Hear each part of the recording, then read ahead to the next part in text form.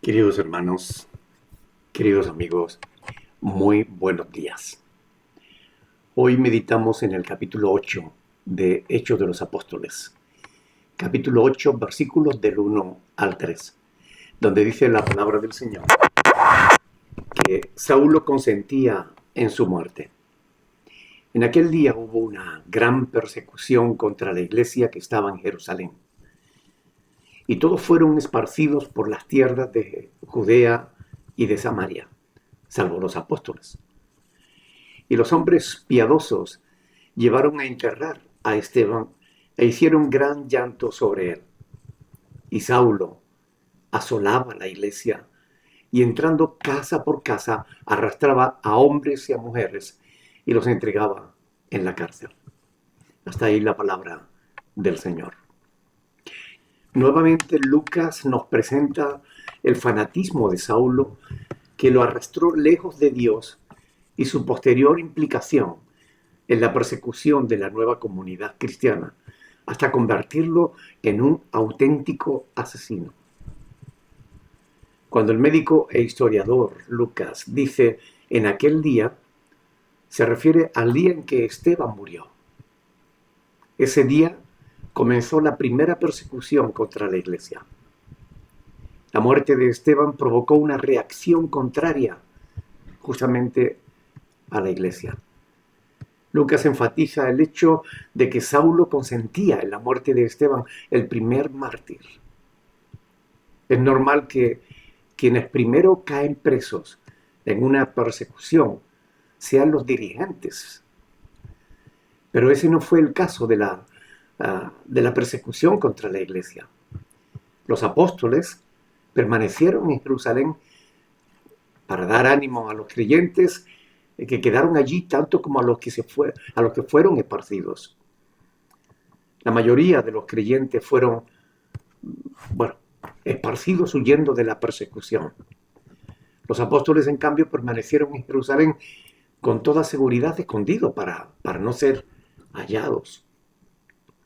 Allí en Jerusalén fue donde fielmente predicaron el Evangelio de Cristo.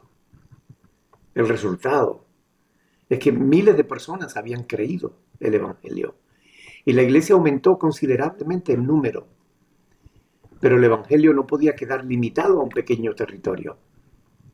Jesús había exhortado a sus discípulos a predicarlo en Jerusalén, en Judea, en Samaria y hasta lo último de la tierra.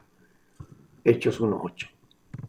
Así que fue allí donde también comenzó una terrible persecución contra los discípulos de Cristo. Parece que haber dado muerte a Esteban sin ningún tipo de juicio ni veredicto o sentencia en contra y de espaldas a Roma, envalentonó a los judíos para hacer lo mismo contra los demás seguidores de Jesús.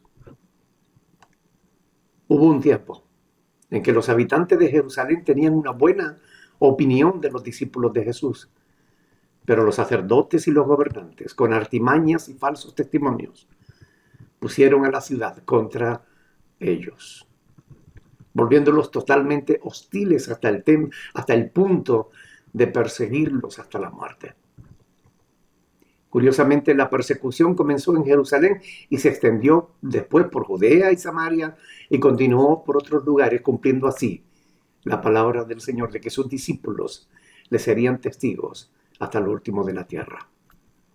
De modo que una auténtica tragedia, como la persecución que costó la vida a muchos creyentes, resultó en la expansión del Evangelio, pues se extendió rápidamente por todo el mundo conocido. Los hombres piadosos llevaron a enterrar a Esteban e hicieron gran llanto sobre él. Es evidente que Lucas se refiere a creyentes que inmediatamente después de la muerte de Esteban lo enterraron y lamentaron su pérdida, su muerte. Conforme a las costumbres judías, debieron enterrarlo el mismo día de su muerte, pues los judíos consideraban que un cadáver sin enterrar profanaba la tierra.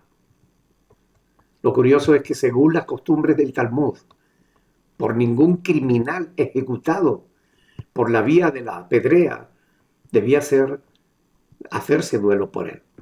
Sin embargo, puesto que no había habido ningún juicio ni sentencia oficial, sino que se trató de una muerte a todas luces ilegal, pudieron llorarlo y hacerle duelo.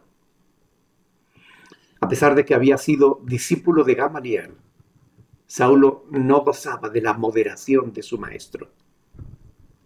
Era un auténtico fanático que causaba verdaderos estragos a la iglesia de Cristo. A la luz de su propio testimonio en Hechos 26:10, Esteban fue el primero de una larga lista de creyentes condenados a muertes, solo por seguir a Cristo. De modo que Esteban solo fue el primero de una larga carrera criminal de Saulo.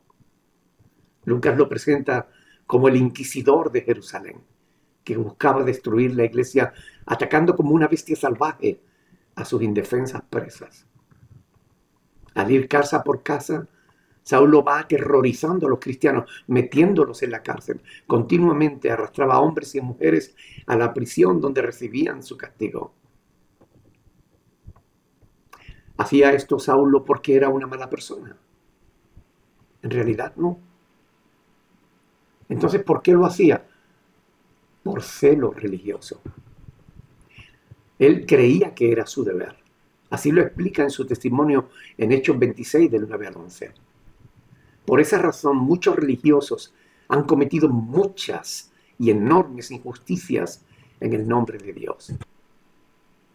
Aquello fue algo que más tarde le remordería la conciencia, como él explica en 1 Corintios 15:9. Queridos hermanos y amigos, Saulo no se convirtió en un asesino de la noche a la mañana.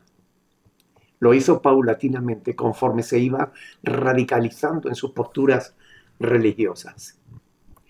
No consientas el mal, por pequeño que sea, porque pronto te verás cometiendo otro mayor. Y así se produce la degradación espiritual, la dureza de corazón, la cauterización de la conciencia. Que pasajes como este nos conciencien de la necesidad de cuidarnos, de modo que no caigamos en fanatismos religiosos. Que Dios nos libre y nos mantenga siempre alerta contra radicalismos. Que el Señor nos bendiga en este hermoso día que Él nos regala. Mediten en la palabra y aplíquenla a sus vidas. Bendiciones.